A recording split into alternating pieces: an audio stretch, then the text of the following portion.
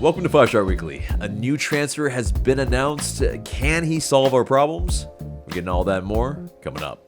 Before we get into it, become part of the notification squad by hitting the bell next to the subscribe button on YouTube. Welcome to the show, 5-Star fam. I'm AJ, and this is Michael. And yes, we finally have a game. And yes, we will be playing that and previewing that later in the episode. But first, let's give some major shouts out to our loyal Patreon fam. Most notably, Gavin, Jordan, Niall, Andrew, Chris, Nick, and Jeff. Thank you guys so much as always. But also, yes, as announced on the last episode, yes, we have a new sponsor, and it is Giant Sports Cards. This segment is brought to you by Giant Sports Cards. For passionate collectors of every level, from rookies to veterans, Giant Sports Cards is the modern-day sports card shop that celebrates your love of the game, because only Giant brings the fun, treats every customer like an MVP with their GOAT level of customer service, delivers a game-changing shopping experience through technologies and amenities such as their Ultimate Collector's Cave retail shop, and offers the hottest cards at the lowest prices. Make sure to use our code FANTV and get 10% off your order. Check out Giant Sports Cards today at giantsportscards.com. So yeah, definitely get in on that because yes, we just unpacked some cards with the Patreon fam as well, and they got some special stuff for sure. Shiny chrome cards as well, a signature on an MVP player from the league too. So yeah, definitely some beautiful surprises. You can check it out on our Patreon as well. So let's get into the news. And first bit of news is that MercedesBenz Stadium has been voted the loudest home pitch in MLS. And it's interesting because yes, you know, the naysayers, the people that will pump up the team, they all have something to say here. And yeah, you know, the naysayers first. Yes, there's the whole, okay, yeah, propping up the team a good bit here because yes, you know, the fact that it was voted for this, and yeah, ultimately, you know, with those votes, it does help the optics of Atlanta United in this very dire time for us as a club, because yes, not the most shining kind of moment as far as success goes, as you know, we're 14th in the league. But as far as, you know, Mercedes-Benz Stadium, as far as the fans, definitely an applause should go to them, to us. And yeah, it definitely is, yeah, something that I think, you know, we should be proud of. It's just that, you know, in this moment, it's tough. It's tough to really, I think, feel super great about it, because there is just the what if, the, you know, oh, we would love to be cheering the team on in some good moments, which yes, we've had some of those good moments in some playoff, you know, playoff times versus Inter Miami. But yeah, what are your thoughts, Michael? I mean, it's a fluff piece. I mean, like, yes, everyone should know we have one of the best atmospheres of any team in the world, I would argue. And so, you know, pumping that up, I think, and, you know, shouting that out from the loudest, you know, from the highest parts, I think is perfectly fine to do. I want people to come and witness what it feels like being, you know, watching an Atlanta United game. It can be really exhilarating. And the community and the group, obviously, people who are on our Discord and, you know, know each other through games and get-togethers and things of the sort. The camaraderie, everything has been excellent for our club. It's just like you are hinting at, the juxtaposition between that kind of feel-good piece versus, you know, the performance on the pitch really is a tough thing to look at. So, you know, it's a bittersweet thing at the moment, but I mean, we'll take it because, yeah, like I said, it deserves to be shouted from the tippy tops that we have really some of the best atmosphere in all of world soccer.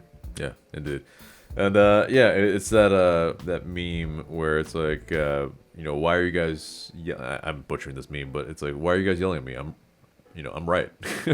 It's the people that are naysayers, they're not wrong. The people that are pumping it up as well, they're not wrong either. I think there's multiple sides to this, but it is, yes, it's a good and bad kind of juxtaposition like you're mentioning. But yes, next bit of news, a transfer rumor. It is getting to that season again.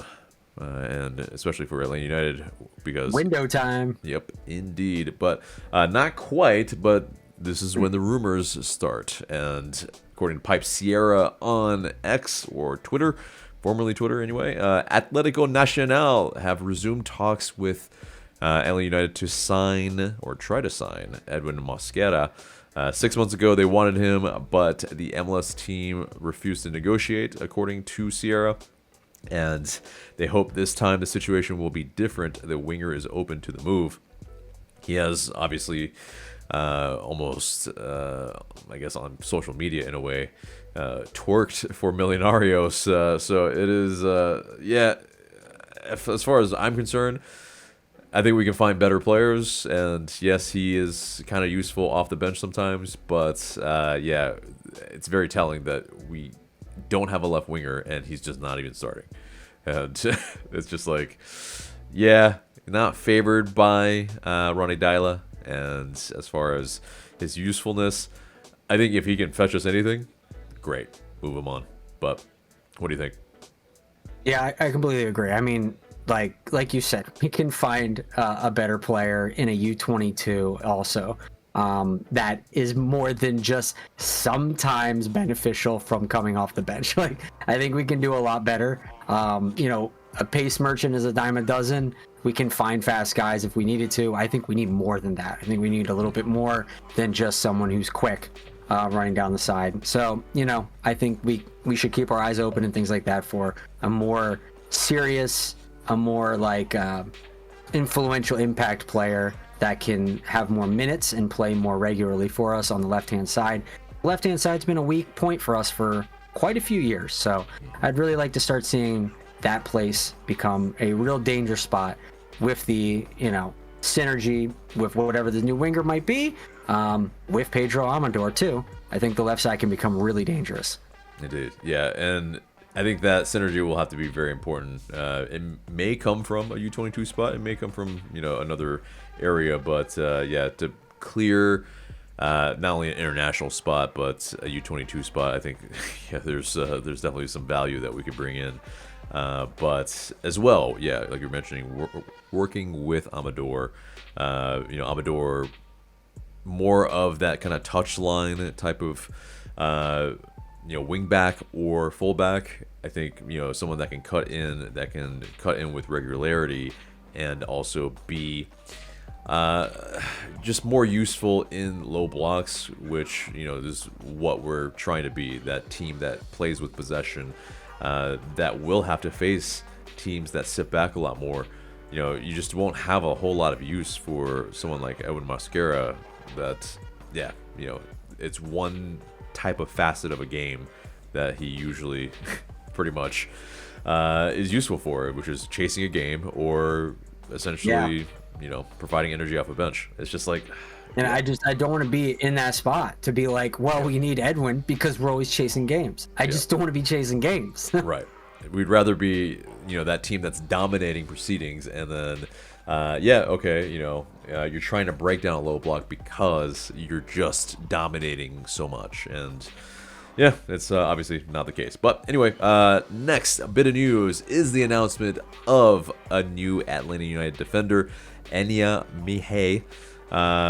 And Mihej. There we go. We're butchering it. We're not Albanian, and so it's very difficult. But tangentially, Michael is kind of has a little bit of that, in his family, I guess. But yeah. So no, I'm wrong. Never mind. Do not have any Albanian in my family. No Albanian. Yep. I totally misspoke there. But anyway, Enea Mihaj. Enea Mihaj. I think it's there we go. Mihaj. I think. Mihaj. There we go. Enea Mihaj. Yep. Correct us if we're wrong. You can everyone email AnyUnitedFanTV@gmail.com. And correct AJ on his pronunciation. But yeah, and yeah, do that, or yeah, you try. but but anyway, he comes in on a free transfer, and yeah, with a contract through the 2028 season with an option for the 2029 season.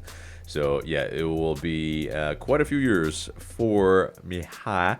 And Mihaj, he will be eligible to play beginning July 24th, with the secondary transfer window opening then. So he will miss about 4 games, I believe, 4 or 5 games, and so that isn't great. Obviously, I think he, is eligible to probably play only about maybe 10 to 13 games, something like that. If he obviously can, be match fit, stay healthy, but he will be eligible to play that many. He's 6'1", 26-year-old, and he will occupy an international roster spot, where also, yes, he will need to get a visa, of course, as always, the old visa thing. But yes, sporting director Chris Henderson, he said that we're pleased to welcome Ania to the club and are looking forward to integrating him into the group ahead of the second half of our season. He's a physical center back and a vocal leader with experience from multiple leagues in Europe. We expect him to play an important role and add competition to our back line. And yeah, he's tried and tested at the European level. He was a pretty big fixture in the Portuguese first division for FC Famalicão. He started 81 of his 82 appearances over his 3 seasons with the side. He was captaining the side as well. But he's also built a reputation of consistency in the last couple of seasons. Basically played all 90 minutes in 64 of 72 starts in the Primera Liga. And yeah, so basically he comes in with a good bill of health, which is very, very good because our backline has been decimated. But yes, as well, from the Primera Liga came a free transfer in Pedro Amador recently. So hopefully he has a better injury record than Amador, because yeah, that hasn't been fantastic, unfortunately. But he has also played a part in the Albanian national team, earning 19 caps. And his family moved to Greece when he was a child, and he made his way up through the ranks of this is going to be very difficult. I do not speak Greek, but Paneltolikos. There we go. And basically he transferred to PAOK, one of the top clubs in Greece, and basically earned his spot from that academy. And yeah, basically he's made appearances in the UEFA Conference League, so he has a little bit of a secondary European experience in competition there. But yeah, and so he is that type of player that is, I think, more suited for a type of club that's, I guess, I think, in the future that plays with the ball a little bit, but he's that type of defender he's more hard-nosed, intercepting, blocking, that type of guy. He does have a big switch in him with a diagonal. I wouldn't say he is that, that maybe the answer to every single one of our build-up questions, but I think, as far as a player that's, I think we need at the moment, which is experience, especially with Derek Williams being in and out of the squad, with Stian Gregerson just being perpetually injured. You need some real big experience coming in, and with Luis Abram, I think being serviceable, but from a leadership standpoint, I don't really know. I don't really see a ton from Abram from that standpoint. But yeah, as far as Mihaj, what do you think about him and what you've seen of him so far? I haven't seen much of him, but like from what I hear and from what I've read, Nick, shout out to Nick doing a little piece on him a little while ago. So check out that Patreon article that we had out on that. So hard nose was kind of the phrase I was thinking in my head before you said it. It sounds like someone who is I think Glenn also from 5Tex put this well. He's a no nonsense defender in a team full of nonsense. So that is something we definitely could use a lot of. Someone who has that veteran leadership. Hopefully that translates to being a leader for us. It should, given his resume. He does have some caps with Albania. He was on the 2024 Euro squad, so it is a potential that he could go away in the future for Albania, which again, this is like what we talk about. Why do our starters all have to go to national teams? It seems like Atlanta United can't pick players that are not on their national. It's kind of nuts. Anyway, that aside, I don't think it'll be that big of a deal. Hopefully not. His injuries, like you said, there doesn't seem to be very many of them, if at all. He seems to be pretty clean.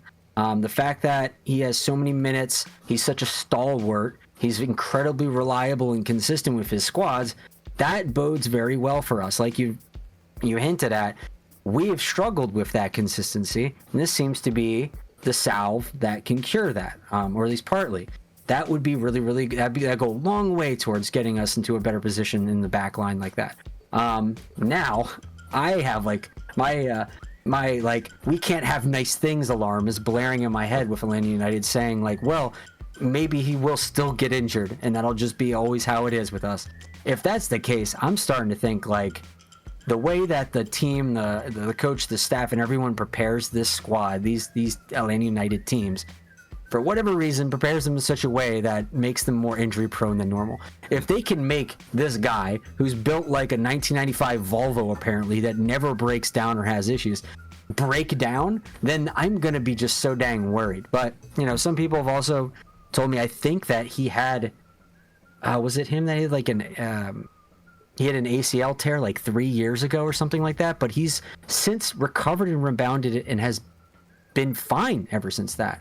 Like we've talked about with other ACL tears, sometimes it ruins your career. Sometimes you never come back quite like what you were. Seems like he hasn't really missed that much of a step. So it all seems to bode well and go in the right direction. I just hope it, for whatever reason, Atlanta United doesn't break him like it seems to do with many other players that we bring in. So yeah, here's hoping that things go the right way with him. Yeah, and hopefully, for sure that we don't break him. He does come in as a good age at 26. There is the aspect that as a center back, an ACL tear isn't probably detrimental to your career in the sense that if you're not relying on your pace, it's probably going to be okay as far as not going to change your game entirely too much. But if you're, say, a winger or a fullback that relies on your pace, well, yeah, it could drastically change, how you play. E.g. Hector Bellerin, who definitely, on Arsenal, he was one of the fastest players in the league, and then he tore his ACL and he was never the same. So it is, very possible that those type of things can happen to some players in their career, but he is shown to have a clean bill of health since, so it is looking good in that regard. And I think as far as does he solve our problems, I mean, I think there are a couple things that we've mentioned that he does really help, but I think it's just the start. We really need other positions as well, and probably another center back, to be fair. I mean, because Stian Gregerson at this rate, a lot of questions, and not enough answers, unfortunately. Yeah.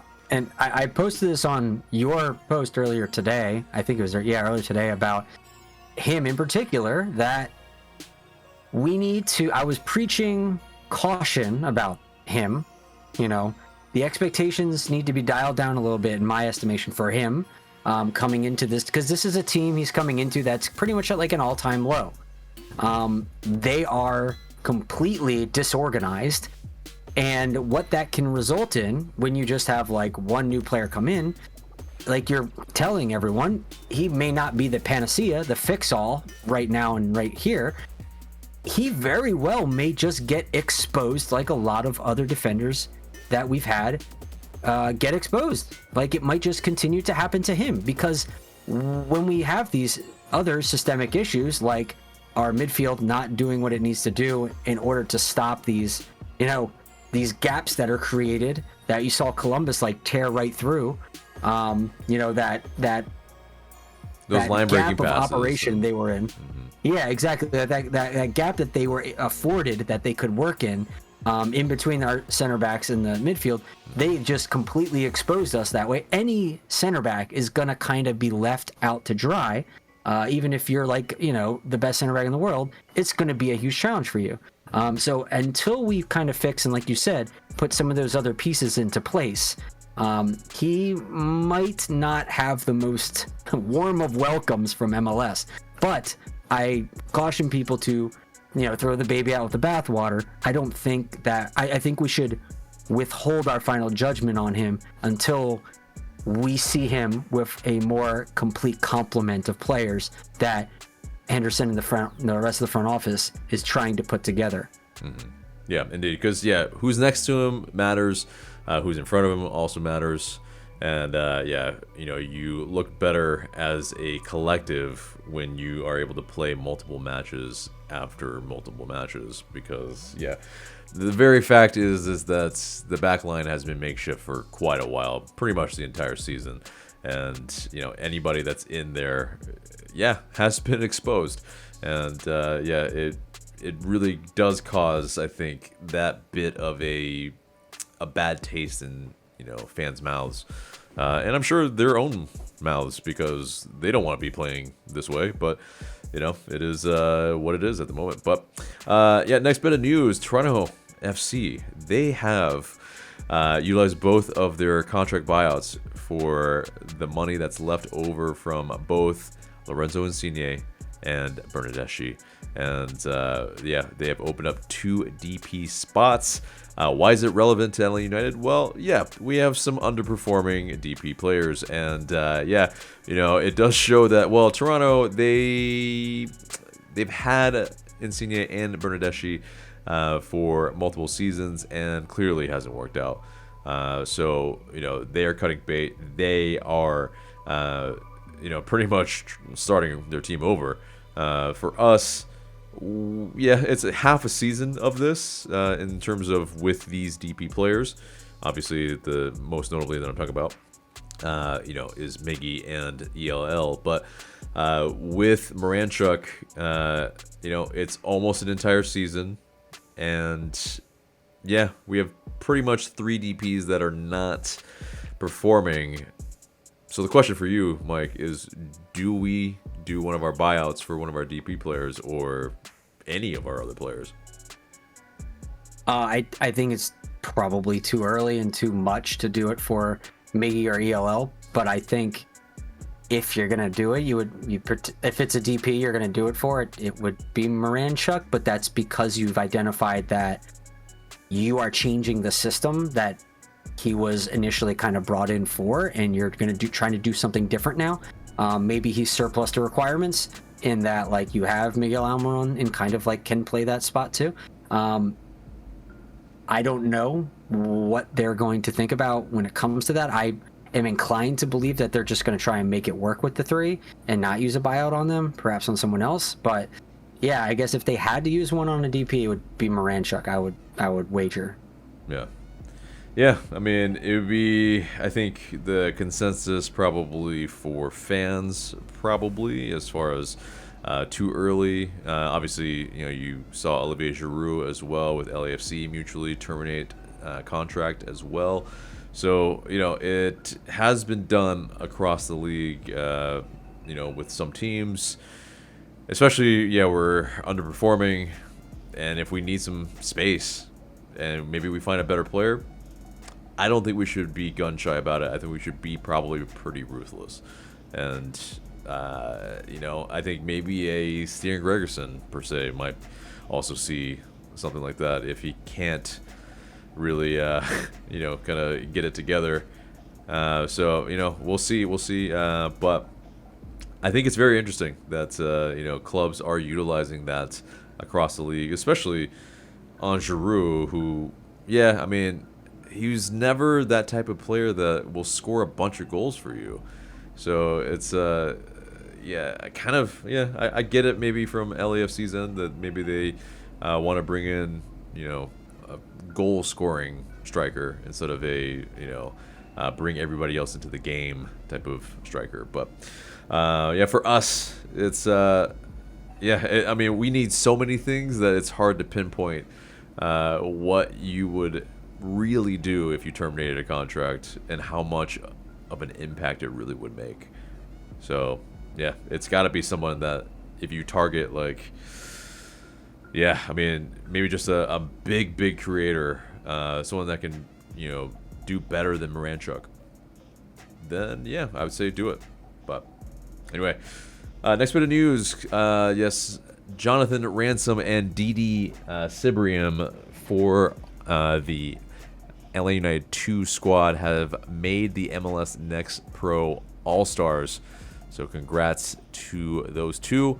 And also LA United 2 and MLS Next Pro, they announced that the updated schedule for the club's postponed match with Inter Miami 2 that was originally slated for Sunday, June 29th, they will now face Inter Miami CF2 on August 3rd at Chase Stadium. So, that's the news, and it gets us to the match preview. So, 7:30, July 5th, Independence Day weekend, DC United at Audi Field. LA United will be facing the other United. But, yes, 12th place with a negative 22 goal difference for DC United. It sounds terrible, right? Well, we're 14th. With a less bad goal difference with negative 15, which have just kind of recently gotten really, really bad there. But 12th versus 14th. And yes, DC last played to a 1-0 loss versus Nashville SC. We played them recently. That stat is wrong. I will fetch that later. Too bad. But anyway, so yes, the last 6, we've won actually 3, drew 1 match, and then I can't speak today, but also we've lost 2 against them in the last 6. So we actually have the better of this matchup somehow, and I think it's because Lucho Acosta no longer plays for them. Because otherwise, the thorn in our side has been Christian Benteke, and yes, that's definitely their biggest strength. He brings 15 plus goals a season. He won the Golden Boot last year with 23, and their weakness is pretty much everything else. It's they're not the best side as far as defensively, that's for sure. Some key departures from last year: Matai Akinboni, Alex Bono, Christian Dejome, Mateus Klick, of course, who is now with us, Ted Ku DePietro, Chris McVeigh, Pedro Santos, Martin Rodriguez were the exits. They signed Kim Jun Hong, Randall Leal, Zhao Peglo, and Kyle Rouse. And basically, they do play with that kind of 4-2-3-1. Benteke at the tip of the spear there. They previously were kind of that 2-striker system, but they have kind of since veered a little bit away from that. But the pundits don't have them finishing very high. Pretty much where they are, but worse. So as high as 11th and as low as 15th. So battling for mediocrity or the wooden spoon, which somehow they're better than us right now. And that's a little depressing. But obviously we pipped them for a playoff spot last season.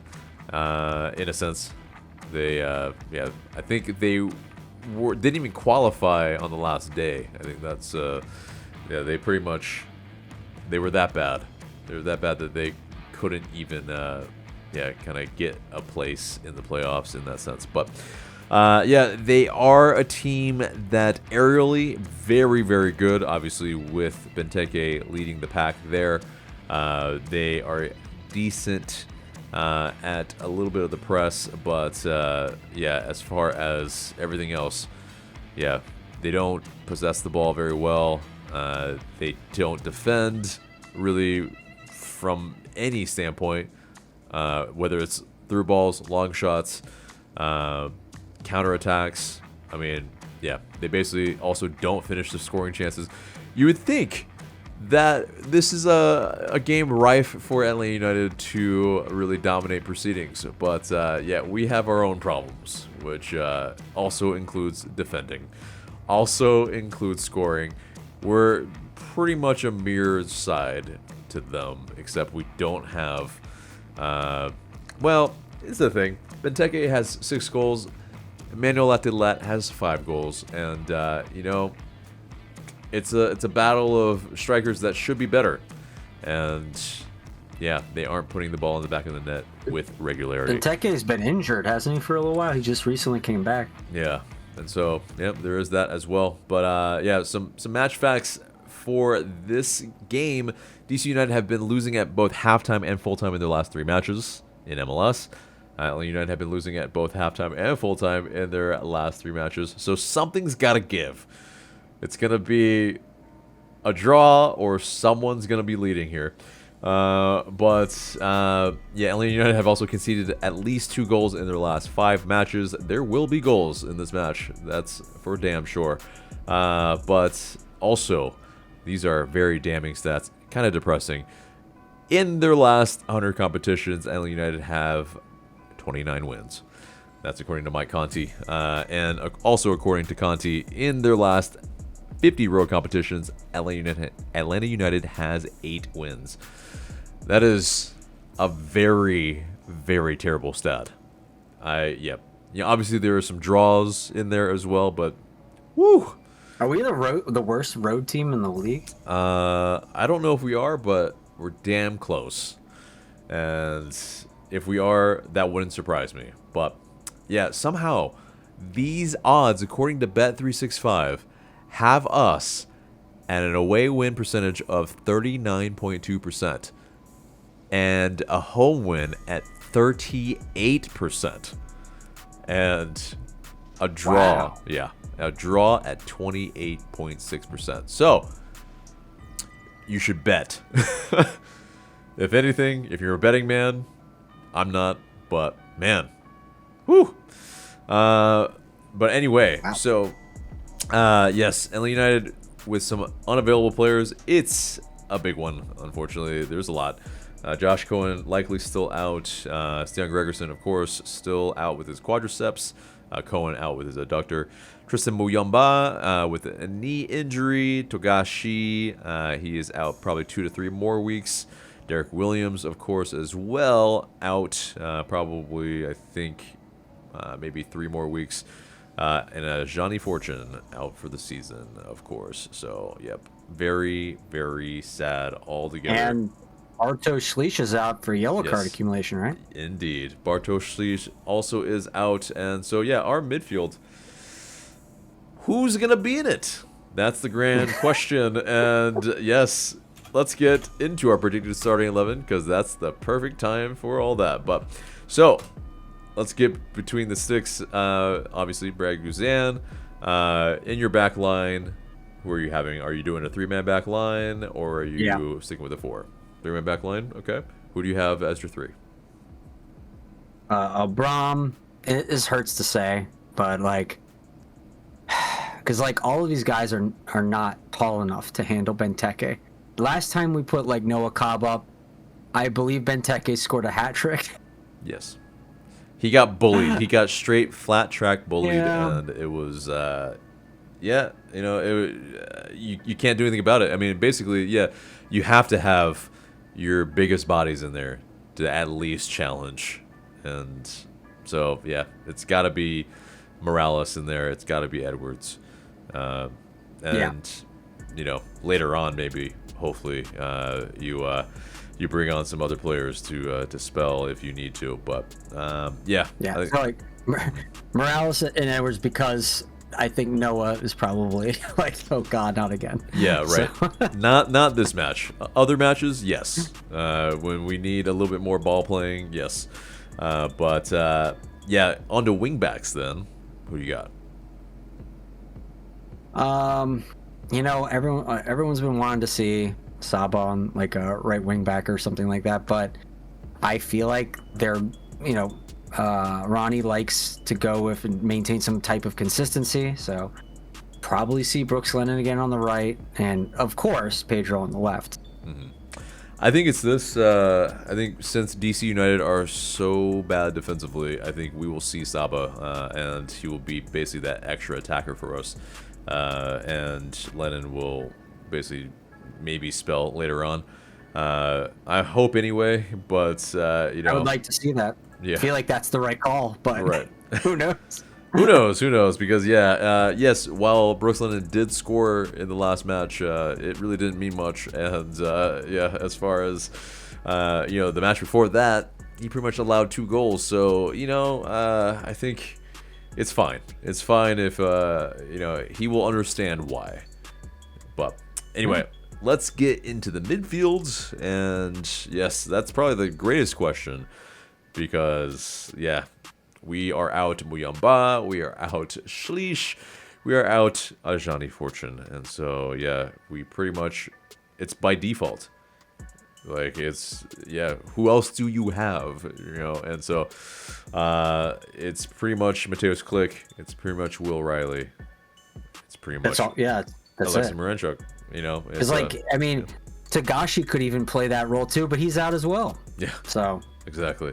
So it's just, yeah, you know, you really don't. I mean, yeah, our midfield is going to be stretched even further, and you know, the minutes, the fatigue, this is gonna wear the team down, and it's just gonna make matters probably a little bit worse, unless Maranchuk or Miggy can spell a little bit in the midfields, but I mean, it's asking a lot of them too. So, whew, yeah, we're gonna have to sign some, you know, LA 2 players to spell some minutes.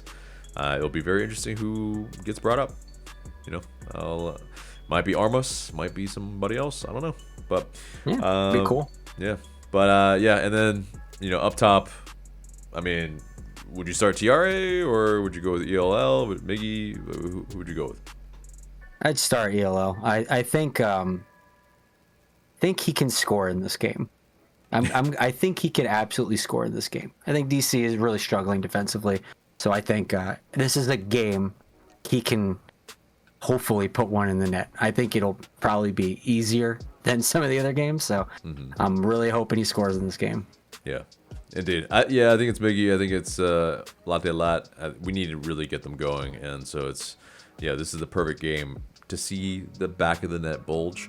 But yeah, as far as what you want to see from this team in this match, I mean, you know, how do you think we can get the 3 points? So if we're away at DC's home, I don't know how much this season they like to play possession on the ball and control and try and dominate the match for their fans. And if they don't, then it's going to kind of fall to our feet to try and dominate them, because that's what Atlanta United typically tries to do. And then it oftentimes bites us in the butt because we get hit on a counter. So that being the case, perhaps it might be the case, it doesn't bode well for us. If DC tries to play like cowardly in their own home, that could kind of hurt us, you know, just hoofing the ball up to Christian Benteke and then he goes through, you know, like Will Riley and then goes through Efrain Morales and then he kind of easily scores a goal. Like it's like, well, of course he did. Like, that's kind of what I expect to happen, unfortunately. How we could potentially win, I think it's kind of almost the same thing, but with ELL and hoping he just has the speed. Because I'm not sure we're just going to be able to put together the intricate passing and the line-breaking passing and the through balls that we need in order to just really unleash our attackers. I just think it'll kind of just be like a lucky ball over the top. He happens to be able to bring it down, which he never seems to be able to do because the balls are often needing a lot of help when they get there. But maybe this time he brings it down, is able to control it, and he can actually get a good shot off. And I think DC is woeful enough at defense and in the back that I think he can probably hurt them. That's the way I think we score 1 goal. So that's part of my score prediction. Ooh, yeah. I mean, yeah. We'll see. Yeah, definitely. We'll get to the score prediction, but yeah, I think it's similar for me. I think there's moments where I think we can punish them. It's just a matter of, can we get in behind them? Will they be a team that will be sitting back? I mean, at home, that's the difficulty. I think they'll have to come out a little bit more. They'll try to score, especially if Benteke can play. They will need to get him in the box somehow in order to do that. It might be early balls. It might be, and so at the back post for us. And so Efrain Morales will, be tasked, I think, with a lot of it, with really trying to muscle, Benteke off the ball, to really be smart to make sure that he doesn't get that advantage to where he can advantageously, head the ball past him or get in kind of goal side or ball side. It's just, there's that nous that I think Benteke will still probably have. He scored a lot of goals in this league for a reason, and Efrain Morales, it's gonna be difficult for him. It's gonna be. He's got his work cut out for him. Exactly, for every one of the defenders, really. But I think we do have some weapons to punish DC United's just woeful defense. So I think at the very least, like I said, there should be goals. Unfortunately, I don't know how many goals there will be for us. Let's get into that score prediction. What do you think? I think it's probably going to be 2-1 DC wins.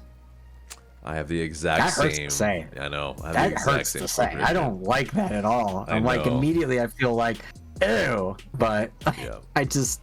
We haven't won on the road. Yeah. And also like, I just know we don't have the mentality yet. Yeah. Like, this is a mentally weak team.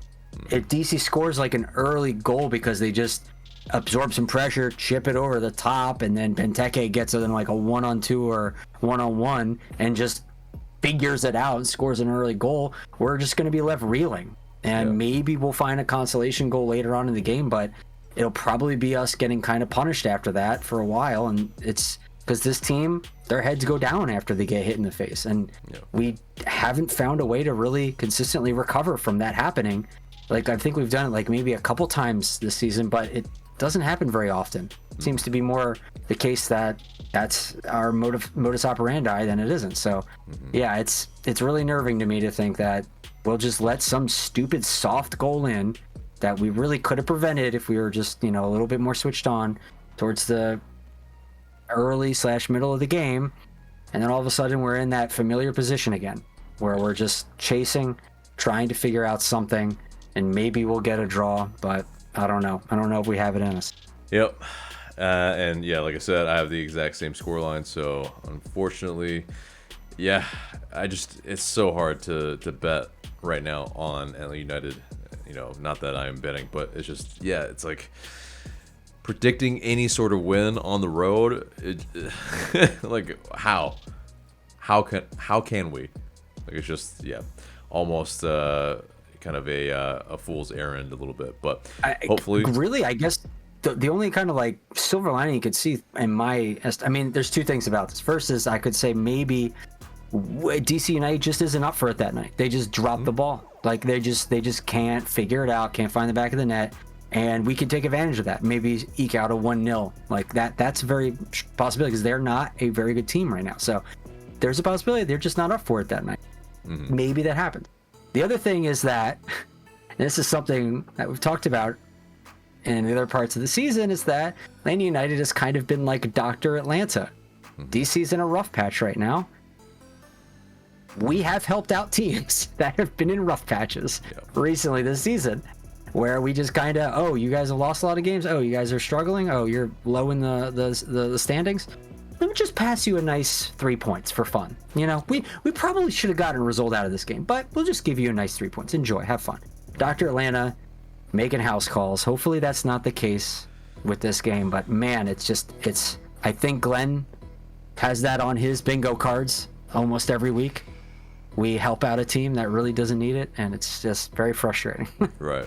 And hopefully it's not the case. You know, heart and mind say different things, but it's just really, really difficult. The mind is very loud right now, unfortunately. So, but guys, let us know what you think. That pretty much is the entire episode, except for the question of the day. And the question of the day is it too early to make a move for a defender when maybe we should give our homegrown defenders a chance to learn on the job? What do you guys think? Let us know in the comments below. I'm looking forward to what you have to say. But that is it for us today. Remember to like, share, comment, and subscribe. And I've been AJ. That's been Michael. Thank you so much for watching, and we'll see you in the next video.